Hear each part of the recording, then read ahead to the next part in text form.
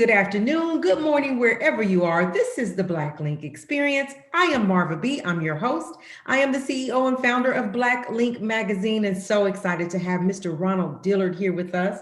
He is a screenwriter, a producer, a director, an actor, an international award-winning filmmaker. He's all of that, you guys. And so we get to have just a few minutes of his time and just find out about who Ronald Dillard is. Ronald, thank you so much for being here. Welcome. Oh, thank you so much for having me. I'm happy to be here. Absolutely. So go ahead and tell the people who you are. I mean, I kind of said it, but let them know who you are and what you do. My name is Ronald Dillard Jr. I am an independent playwright, writer, producer, director, and actor. I say independent because I'm still looking to break into the business just like anyone else. For me, I started my company, Ron Winston Entertainment, because my middle name is Winston. Mhm. I started that back in 2008, and my background is theater. So I started off doing what I know best, which was doing plays. Okay. Because for any actor who knows, standing up in front of it's love doing films, love having another shot at it. But when you're on that stage and you're right there, and the crowd's right there, and you get that instant feedback, it's a feeling like no other. Right. So born and bred in Petersburg, Virginia. That's where I'm from. I'm currently in Richmond, Virginia. I'm looking to make a transition to LA probably in uh, fourth quarter of next year. Okay. And I have gone from doing plays to doing short films to doing technically a couple of feature films when you look at lengthwise. Mhm. And one of the reasons I currently have three films out right now that are going to get into various film festivals. We've been fortunate to get into about 28. At least one of them got at least 28 festivals. Wow. Uh, Two have gotten into the same festival 13 times. And as of right now, all three have gotten to the same festival 12 times. Uh, so Amazing. yes, it's been very overwhelming. I'm happy to say that this Friday I'll be in Las Vegas, and it'll be the first time I get to see two of my films on the big screen. So I'm really excited about that. Yes. Congratulations. Oh, thank you so much. Congratulations. Well, wow. So you do a lot. And so let's talk about the screenwrite and then also I want you to get into the monster trailer. I took a look at it. It wasn't Mhm. enough. I wanted more. I wanted more. So you got to tell me. You got to tell us a little bit. Okay, a monster is something that I wrote it because of a relationship that I had where something that a young lady I used to date went through. It hit me so traumatic, and it's a film that I want to breed discussion. Because here's the thing, a lot of people talk about inner demons. You always hear that. Yeah. Well, in a monster, we get a chance to see it. For whatever it's going to be, you get to see this person physically battle their inner demon. And it's also a moment for us to take a step back as a community, as people, because a lot of people, when something tragic happens, whether it's a bombing, whether it's a shooting, whether it is unfortunately a raping, a lot of people will talk about why didn't that person get some help? People are quick to say that. Yeah. But what if someone came to you for help on one of the worst, most disgusting things possible? Something that, being the fact that they're grown, you feel like they should have a handle on. You feel like they should be able to shake it off. But what if they can't? And what if it's becoming an itch that they feel like they have to scratch, whether right or wrong? And they've been holding that in for fear of judgment, for fear of being ostracized, for fear of being talked about, for fear of being, harassed, until they can no longer sustain it, until they give into that urge. What happens then? So this is something for us to sit back and think about. A lot of times when we say, why did they get some help? To think about, if this was a terrible situation and someone came to you and they hadn't done anything and asked for your help, would you help them? Because that might be the difference between somebody's life being altered forever Yeah. and them going along and being having a natural and normal type of livelihood. Oh my God. It's Yeah. So that's the genesis behind a monster. And it's something where it's something very specific. It's one of the hardest things I've ever done. Hardest meaning the topic of sitting back thinking, because in the film, I agree with both sides. I agree with, you should know better. You should be able to control yourself. But the reality is, with what we're dealing with in this film, a lot of the numbers that they have, I don't know if you have all the data of everyone, because this is something that you don't want to tell anybody about. Oh my You God. would want to suppress this until the day you die or until you have to give in, Oh my. because it's something that people say, will help you with until they hear about it. Yeah. Yeah, You know what? And if you've never dealt with that, if you've never experienced that, you don't know what you would do if it was you. So we absolutely. can't say what we would do, that what somebody should do. And I had an experience prior about me saying, well, why didn't they just get help? Why, if that really happened, then what took you so long to say that? For Yeah. instance, the Bill Cosby thing. For instance, other situations that happen with other people and other Hmm. girls that said things happened to them and took them forever, or women took forever saying something. Well, why didn't you say something? Well, Hmm. I'm wrong for that because Hmm. I've never been there. So how can I say that? I mean, it's an interesting thing when we thinking about in regards to Dr. William H. Cosby. It's a thing where was it that the time or was that the practice? It's something where it seemed, because here's the thing: when you think about the Harvey Weinstein situation, Yes. this man was, now people may not like what I'm about to say, but when you look at him and as far as an executive of picking films, he was brilliant. But when you look at him, he was a tyrant. And one time he was so powerful where he could mess your career up. If he said don't hire him or I'm not messing with him, people listen, because he was so high up there. Yes. And that was real. Like he messed up some people's career. The Yeah. only reason why Gwyneth Paltrow would remain unscathed, because the time she was dating Brad Pitt, and this was after Seven Brad Pitt. This was after Legend of the Fall Brad Pitt. Uh-huh. This was Fight Club Brad Pitt. Mhm. So Brad Pitt had the catch to go up to him and say whatever, and nothing happened to him because he was Brad Pitt at the time. But so many other people didn't have an advocate like she had. So it's one of those things where you don't want to judge, and there's certain things when it comes. I think the best what it comes down to is personal accountability. Hey, listen, I have seen women who have been so attractive and so sexy that it makes me want to touch them. All right, Uh-huh. Uh-huh. Uh-huh.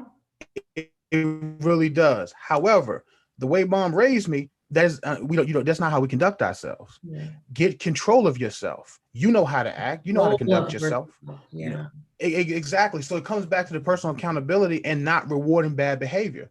The You personal know, ability. absolutely. So even so, and if there's a lot more personal accountability, then there's no need for anybody to judge it because you have people policing themselves. But of course, that's easier said than done a lot of times. Easier said than done. So Yeah, yeah, unfortunately. absolutely. So what else have you done in the business? I know you won awards. What were the awards for? Well, fortunately, a monster was fortunate enough to win the Hong Kong Independent Film Festival. That was a shocker because I was like, well, all in Hong Kong, a monster won. I was fortunate enough to win a Best Actor award in a film festival in Cannes, France. Oh, I wow. also won a Best Writer award for Monster in Sweden. And When We Prey on Them is another film that I did that has it right now has an 80% selection rate on Film Freeway. So it's getting into a lot of film festivals, and I hope we get into TIFF, which is Toronto International Film Festival. Mm. So those are some of the awards that I won. Like every film has won a film festival, Mhm. and I won a Best Actor, won a Best Writer, which is just was overwhelming. Wasn't expecting that to come out, but Mhm. I'm just happy because all of these films were written strategically to draw discussion. When people see them, to have a conversation about it as to what you think about. Right. For example, Go I ahead. have one called "The Color in Your Eyes," Mhm. and pretty much it's this simple. If you are Italian and you don't like anyone who's black, or white don't like someone who's black, or if you're black and don't like someone who's Mexican, why? In all the CNN conversations and all the films we've ever seen and all the talking that we've seen done, I've never heard anyone say, okay, you feel like black people are second class citizens. Why? Because this film examines exactly, do you know why? What happens when your best friend at work is black and you like him because of his work ethic? Because you respect that he comes in and he dots his I's and crosses his T's. So you have respect for him. But you don't want someone looking like him dating your daughter. Do you Mm. even know why? Have you even asked yourself that question? And what if there is something that is on the line that you could lose if you can't accept this? what are you going to do? Are you man or woman enough to ask yourself that question? So that's the color in your eyes. Now, when we prey on them, Uh-huh. it begs a simple question. If a police officer who was about to kill an unarmed black man knew he could be murdered within 24 hours, would he still pull the trigger? Because when there's no consequence, there can be a God complex. When you don't have to answer to it, you don't think about it. But now you put yourself on the same level where there is something to lose. Would you shoot him in the leg then? Would you make sure that there was a crime? Would you be more thorough? Would you be more focused? Because here's the thing, a life is a life. A lot of people will say all lives matter. People say Black lives matter. All lives do matter. Yeah, However, all lives are not being shot in the street right now. that's right. And the reality is this: a human life has to mean something more. We have to stop being desensitized. And the reality is this: if Tupac said before, anybody can be touched, then if you can kill and you can be killed, so I really want people to think about that, because a lot of times, sometimes I think people are on automatic where they're not thinking about it unless it's in their driveway. Right. So that's what that film, that's what those films deal with, and those are the ones who have been getting into film festivals and people have been enjoying them, and I've just been over the moon excited about it. It's deep, deep. Yeah. Oh, so let's go back because you Okay. talked about the monster, Mm-hmm. monster being from an experience with a relationship. Yes. Prior to that, Mm-hmm. does your mind go so deep? How does it go so deep? Where do you pull from? I write things that I'm fascinated about. I'm fascinated about how we treat each other as people. I haven't heard I'm before. hmm? Fascinated. Yeah. Right? You were fascinated by it. I Okay. write what I'm fascinated about. I write what I'm fascinated about, and I write something that I have a point of view about. For example, I wrote a play called A Player's Last Play. It was based off my older brother who was a womanizer. Mm. And this was, if he had never found the love of his life, got married, and changed his ways, I believe this could have happened to him. Because growing up, I saw him treat dainty, kind women like trash and mean, horrible women like queens. I never understood it. But what I got from that was he didn't respect kindness. And when he had women throwing themselves at him, didn't have any appreciation for it. Mm-hmm. But what if you break somebody's heart and they take a serial killer's type revenge? And what if you could make a mistake where there is no forgiveness? Would we still be so cavalier with people's feelings? What if there was a debt to be paid? And to me, it's better to learn from this fictional character than Mm-hmm. to go through it in real life. Yeah. Yeah. So Yeah. so yeah, so that's what I write. And for example, like I have one of the things I'm looking to transition to as far as the industry is into television, because I created 3 television shows that I want to eventually be able to pitch into, because being able to tell a story over 5 to 7 seasons is important to me for a couple of reasons. One, although acting is my love, like winning that Best Actor award, I haven't won a Best Actor award since I was in high school. Mm-hmm. So that was tremendous. But now it's about being able to tell these stories, because I have a story about a strong female character in a corporate environment who we see fighting for what she deserves, fighting to keep what she has, and fighting not to change who she is. But Mm-hmm. also, I want to show some things that women go through. I want to show how you can be as beautiful as ever and have the brains, and some men are not interested in your brains. They're interested in looking at you. They're interested in having you for dessert to keep it tastefully, instead of recognizing exactly what you bring. See, I don't care if it's a woman or man leading me, long as they are fit to lead. If you have the best plan, let's go. Yes. Yes. You know, but then also a lot of people that don't have the same talent, it's a fear. And it's another fear, they don't have the same respect. See, my mother worked in corrections, the DOC, and not all of her male counterparts gave her the same respect or liked her because of how hard she worked. She dotted those I's and crossed those T's.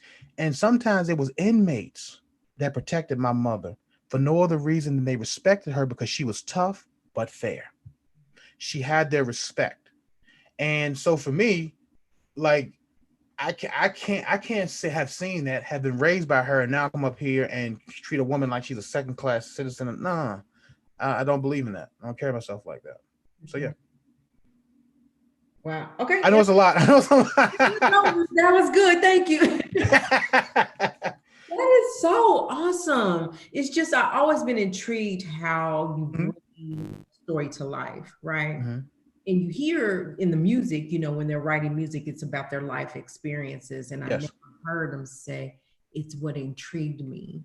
But, Yeah. maybe that is part of that. But what intrigues me? When I Go. talk to a lot of filmmakers and they talk about doing the story, like I was talking to a filmmaker before, and he was saying, I asked him, I said, "Why do you write?" He said, "Because I want to have control over my projects." In my personal opinion, you don't write for that reason. You produce to have more control over your projects. Yeah. You write because you have a point of view and you have a story you want to tell, in my opinion. And that's what served me. But also, for anybody that's listening to me who is interested in it, who does it, who do you like? Like for me, I have listened to hours of interviews. Like my favorite director is Ridley Scott. I love the Antoine Fuquas. I love the Spike Lees. For Uh-huh. example, when you look at the Gucci story he has coming out and The Last Duel, when you see the trailers, there's a story there. Uh-huh. There's a fascinating story there. And the way it's shot, it's like he's always, like, one of the things I learned from him was it's always about the material. It's always about the story. It's not about this great scene or doing this nice shot or Right. this particular person. It's about the story. And I agree with you because that's what captures my attention, right? Mhm. Beginning like that trailer I watched, the monster trailer I watched, and he instantly caught my attention, and Oh, thank you. I wanted more. And I'm not just saying that because you're here. I was like, okay, what's next?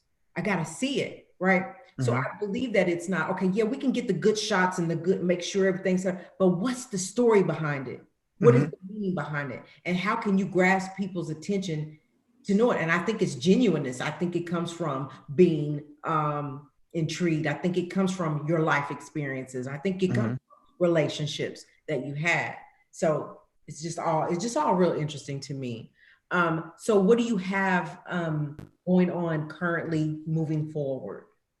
If Moving that, forward, I know what the next three films that I'm going to do that's going to be about. Well, like one of them that I'm writing right now is called Decisions, and what it's about relationship scars, but then it's about games.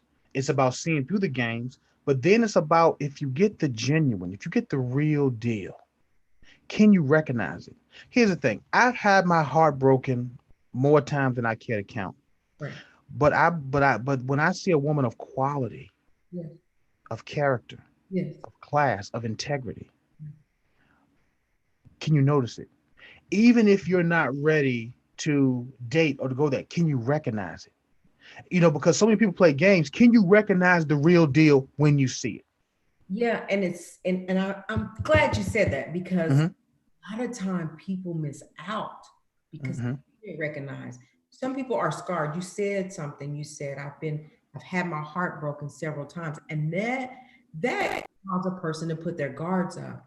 And when Mm-hmm. that one comes that's really genuine, really special, are you really gonna recognize it? Or are you so blinded by the Mm-hmm. hurt and the things Mm-hmm. that caused you to put the wall up in the first place that you don't recognize that good, genuine, sweet person that is so good for you?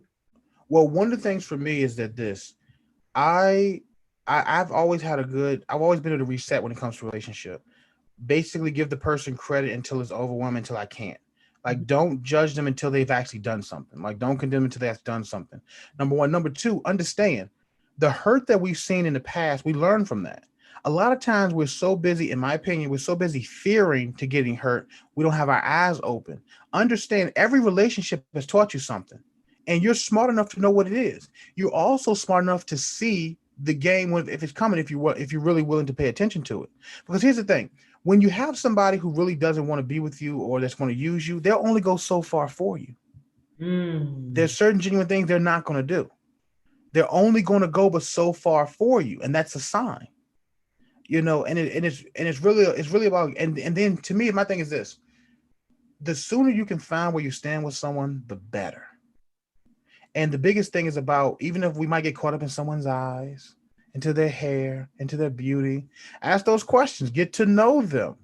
Because my thing is this: if I'm smitten with you, Mhm. Spending time with you is not going to be hard. It's Mhm. not going to be all, oh, I'm so busy. I'm so busy. Even if we only have a Saturday evening and 3 hours, it's Yeah. not about how much time. It's about what you do with the time you have. Yeah.